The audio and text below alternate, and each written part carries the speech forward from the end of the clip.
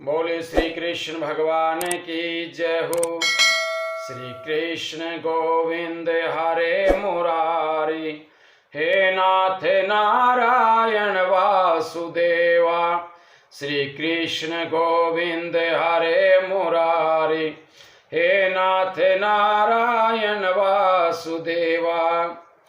आप इस मंत्र को जपते रहिए और कथा अमृत भी पीते रहिए। एक अमृत होता है जो मुख के द्वारा पिया जाता है, और ये श्रीमद् भागवत का कथा अमृत है जो कानों के द्वारा पिया जाता है। नारायण जिन नाम लिया, तिन और का नाम लिया न लिया। अमृत पान किया घट भीतर, गंगा जल भी पिया ना पिया।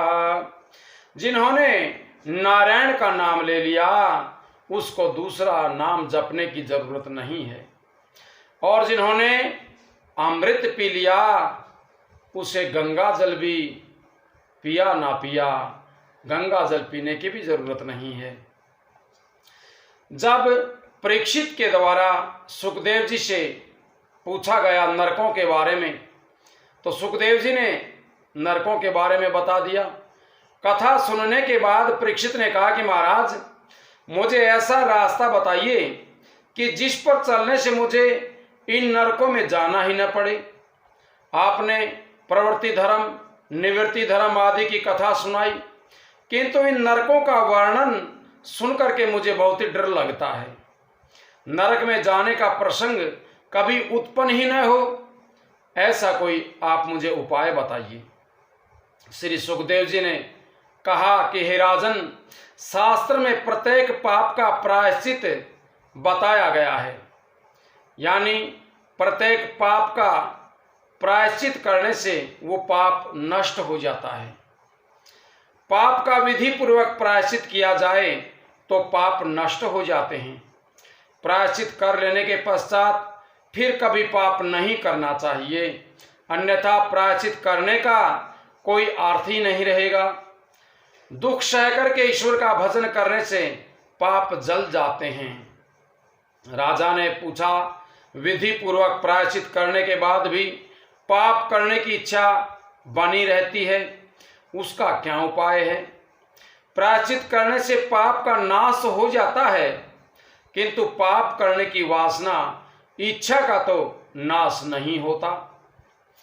प्रायश्चित करने से भी पाप वासना नष्ट न हो तो क्या करें? कुछ ऐसा रास्ता बताएं कि पाप करने की वासना ही न रहे, मन में पाप करने की इच्छा ही न हो। प्रायश्चित से पाप तो जल जाता है, किंतु पाप वासना नष्ट नहीं होती है, तो उसके लिए क्या किया जाए? सुखदेव जी परीक्षित को सावधान करते हैं कि हे परीक्षित सुनो। हे राजन, मन का लेस मात्र भी विश्वास मत करो। ये मन जो है डुबाने वाला है।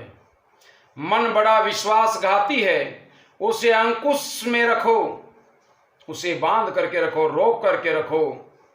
मन को कहीं एकाध बार भी छुट्टी मिलेगी तो वह फिर से पाप करने के लिए तैयार हो जाएगा। पाप वासना अज्ञान से जागती है, और अज्ञान का मूल अहंकार है।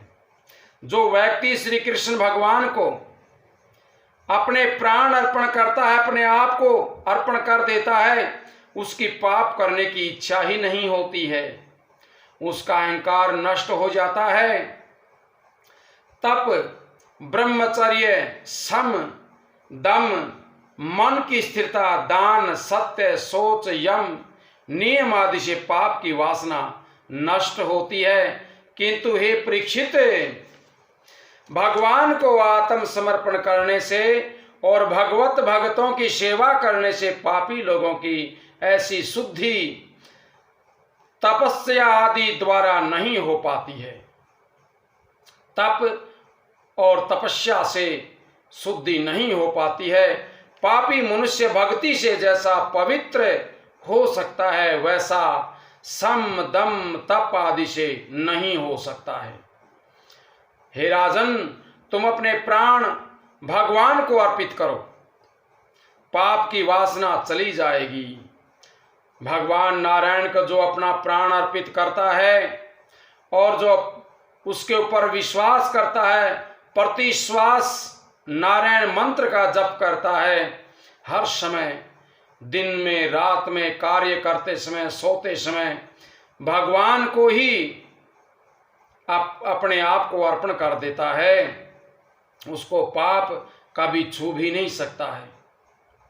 जो अपना प्राण श्री कृष्ण को अर्पण करता है उसकी पाप करने की इच्छा कभी भी नहीं होती है।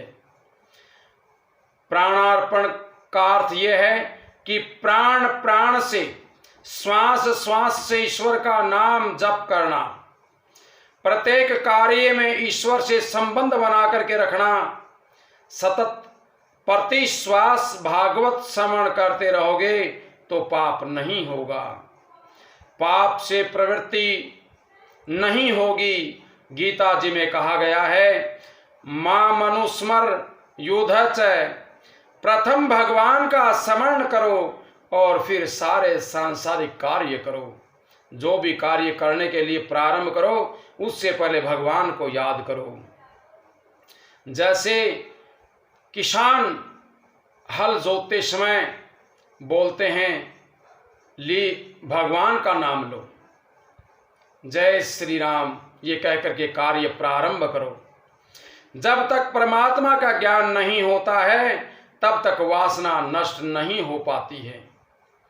अज्ञान में वासना का जन्म है। ईश्वर और जगत के स्वरूप का ज्ञान होने पर ही वासना विनिष्ट होती है। ईश्वर आनंद रूप है और संसार दुख रूप है। ऐसा अनुभव होने के बाद वासना नष्ट होती है। वासना का मूल अज्ञान है। अज्ञान के नाश होने से ज्ञान होता है, ज्ञान से अज्ञान का नाश होता है। ज्ञान को सतत बनाए रखने के लिए प्राण कृष्ण को अर्पित कर दो। जब तक अज्ञान का नाश नहीं होता तब तक वासना का भी नाश नहीं होता है, और जब तक वासना नष्ट नहीं हो पाती है तब तक पाप का भी नष्ट होना नहीं रुकता। जब तक आप अपने आप को भगवान को अर्पण नहीं करेंगे तब तक पाप होते रहेंगे। ज्ञानी केवल इंद्रियों को ही विषयों की ओर जाने से रोकते हैं, किंतु इससे वासना का नाश नहीं हो पाता है। इंद्रियों को रोकने से नहीं, किंतु उन्हें प्रभु की ओर मोड़ लेने से ही वासना का नाश होता है। प्रत्येक इंद्रिय को परमात्मा की दिशा में मोड़ देने से वासना का नाश होगा। मन को पवित्र करना तो आंखों को भगवत रूप में स्थित करो। प्रस्तुत सकंद में 3 प्रकरण हैं। अपने आप को भगवान में किस तरह से लगाया जाएगा, इसके 3 प्रकरण हम आपको सुनाएंगे। पहला ध्यान प्रकरण। 14 अध्यायों में इस प्रकार का वर्णन किया गया। 14 अध्यायों का अर्थ है 5 कर्म इंद्रियां, 5 ज्ञान इंद्रियां, मन, बुद्धि, चित्त और अहंकार, इन सभी को परमात्मा के ध्यान में लगाए रखना, इसे ध्यान प्रकरण कहते हैं। तो ध्यान सिद्ध होता है। अर्चन प्रकरण दूसरा प्रकरण है। 2 अध्यायों में सूक्ष्म अर्चन और स्थूल अर्चन का वर्णन किया गया है। तीसरा नाम प्रकरण, गुण संकीर्तन और नाम संकीर्तन का 3 अध्यायों में वर्णन किया गया है, यानी भगवान के नाम का गुणगान करना। परमात्मा के मंगलमय नाम का जप करो, चाहे ज्ञान मार्गी हो या भक्ति मार्गी, किंतु ईश्वर की साधना और ध्यान किए बिना काम नहीं बन पाता है। किसी एक में मन स्थिर होने पर मन की शक्ति बढ़ती है। इस प्रकार 3 साधन बताए गए हैं, ध्यान, अर्चन और नाम। इन 3 साधनों के सहारे पाप का नाश होता है और नरक में जाने से भी बचा जा सकता है। प्रभु के मंगलमय स्वरूप का ध्यान जप करने की आदत डालो और नियमित सेवा करो। नरक में जाना नहीं पड़ेगा, इसलिए इन साधनों का उपयोग करो। प्रतिदिन ठाकुर जी की सेवा करो, उनके नाम का जप करो, उनका ध्यान करो। ये तीनों साधन तुम्हारे लिए शक्य न हो तो किसी भी एक साधन पर अटल श्रद्धा रखो। इन तीनों साधन ये नहीं बन पाए तो तीनों में से एक को तो जरूर करो। जैसे भगवान का ध्यान करना, अर्चन करना, पूजा पाठ करना और उनके नाम का गुणगान करना, इनमें से किसी एक को तो जरूर अपनाओ। इंद्रियों को भक्ति रस में डुबोए बिना वासना नष्ट नहीं होगी। भक्ति के सहारे जीव भगवान के पास जाता है। महारानी यमुना भक्ति का रूप है। वह जीव का ईश्वर से संबंध जोड़ देती है। भक्ति द्वारा जीव का ब्रह्म संबंध हो जाता है। ध्यान, अर्चन और नाम स्मरण, इन तीनों साधनों से भक्ति मजबूत होती है। परमात्मा का ध्यान न किया जाए तब तक मन शुद्ध नहीं होता है। व्रत से द्रव्य शुद्धि होती है, धन की शुद्धि होती है, दान दिया जाता है, किंतु मन की शुद्धि नहीं होती है। दान करने से भगवान की प्राप्ति नहीं होती है। दान का फल है लक्ष्मी। गीता जी में भी कहा गया है, ना हम वेदरिन्न तपसा न दाने न च इजया। वेद, तप, दान और यज्ञ में मेरी प्राप्ति नहीं हो सकती है। परमात्मा का ध्यान करने से मन की शुद्धि होती है, इसलिए प्रतिदिन ध्यान करने की आवश्यकता है। ध्यान में एकाग्रता न हो सके तो नाम स्मरण की आवश्यकता होती है। ये तीनों एक साथ न हो सकें तो भी कोई बात नहीं, किंतु किसी भी एक को तो पकड़ ही लेना चाहिए। एक के ऊपर विश्वास जरूर कर लेना चाहिए। साधना के बिना सिद्धि की प्राप्ति नहीं हो सकती है। मनुष्य को चाहिए कि वह अपना जीवन लक्ष्य निश्चित कर ले। एक ही ध्येय के बिना जीवन बिना नाविक की नौका की तरह होता है। जैसे नौका में कोई चलाने वाला नहीं हो तो वो कहीं भी डुबो सकती है, वो सीधे रास्ते पर नहीं चलेगी। इसी तरह से जीवन का लक्ष्य निश्चित होना चाहिए। ध्येय निश्चित करके उसे सिद्ध करने के लिए साधना करो। इस कलिकाल में और तो कुछ हो नहीं सकता, इसलिए नाम स्मरण का ही सहारा ले लेना चाहिए। कलिकाल में नाम सेवा प्रधान मानी गई है। कलयुग में स्वरूप सेवा शीघ्र फलदायी नहीं होती है। स्वरूप सेवा है तो उत्तम है, यानी पवित्रता की बड़ी आवश्यकता होती है। कलयुग में मानव ऐसा पवित्र नहीं रह सकता है, इसलिए कलयुग में नाम सेवा ही मुख्य बताई गई है। अदृश्य वस्तु का नाम जपने से उस नाम का स्वरूप प्रगटेगा। प्रत्येक साक्षात्कार होने तक प्रभु का नाम आश्रय लेने वाले का एक न एक दिन प्रभु से साक्षात्कार अवश्य ही होगा। सीता जी ध्यान से इस प्रकार नाम स्मरण करती थी कि वृक्षों के पत्ते पत्ते से राम की ध्वनि होती थी। परमात्मा के नाम में निष्ठा का होना बड़ा कठिन है। नाम स्मरण के समय जीभ रुक जाती है, पाप जीभ को पकड़े रहता है। घर में पग पग पर भगवान का नाम लो तो पग पग पर यज्ञ का पुण्य प्राप्त होता है। यूं तो ये दिखता है अतिशय सुलभ, लेकिन है बड़ा कठिन। जब माता सीता जी अशोक वृक्ष के नीचे थी, रावण ने लंका में उस पेड़ के नीचे माता को छोड़ दिया था। उस समय माता जी प्रभु का नाम स्मरण करती थी और तभी पत्ते पत्ते पर, पत्ते पत्ते में भगवान का नाम था।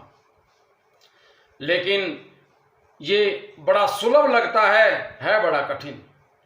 नाम में अटल निष्ठा रखो। परमात्मा के नाम का सतत जप करने की आदत होगी तो मनुष्य मृत्यु भी उजागर होगी।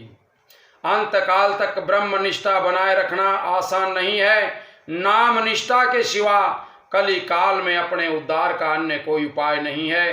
राम नाम से तो पत्थर भी तैर गए थे, किंतु नाम राम द्वारा डाले गए पत्थर तैर नहीं सके थे। भगवान रामचंद्र जी अपने हाथ से समुद्र में पत्थर डाल रहे थे तो वो पत्थर डूब जाते थे, लेकिन भगवान के नाम लिखने से जो पत्थर डाल दिए गए थे वो पत्थर तैर रहे थे। एक बार रामचंद्र जी के मन में एक शंका उत्पन्न हो गई। उन्होंने सोचा, मेरे नाम से पत्थर तैर रहे थे और वानरों ने समुद्र पर सेतु बनाया था, मैं भी देखूं कि मेरे स्पर्श होने पर पत्थर तैरता है या नहीं तैरता है। ये सोच करके कोई भी जान न पाए। प्रभु राम ने सोचा कि कोई मुझे देख न पाए।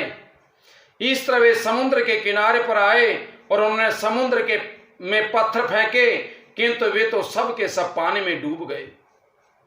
रामचंद्र जी को आश्चर्य हुआ कि ऐसा क्यों हुआ, मेरा नाम लिखने से तो पत्थर तैर रहे थे।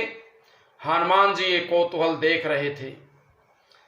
श्री रामचंद्र जी को जब निराश होकर के लौटते देखा, तब हनुमान जी ने रास्ते में रोक करके उनका दर्शन किया और रामचंद्र जी ने उनसे पूछा कि मेरे नाम मात्र से पत्थर कभी तैर गए थे, किंतु जब आज स्वयं मैंने पानी में पत्थर फेंके तो वे डूब गए। आखिर ऐसा क्यों हुआ? हनुमान जी ने उत्तर दिया, ये तो स्वाभाविक है प्रभु, जिसे रामचंद्र जी स्वयं फेंक देते हैं, त्याग देते हैं, उसे भला कौन तैरा सकता है। जिसे रामचंद्र जी फेंक दें, जिसका वे त्याग कर दें, उसे तो डूबना ही पड़ेगा। उन पत्थरों का आपने त्याग कर दिया प्रभु, इसलिए वे डूब गए।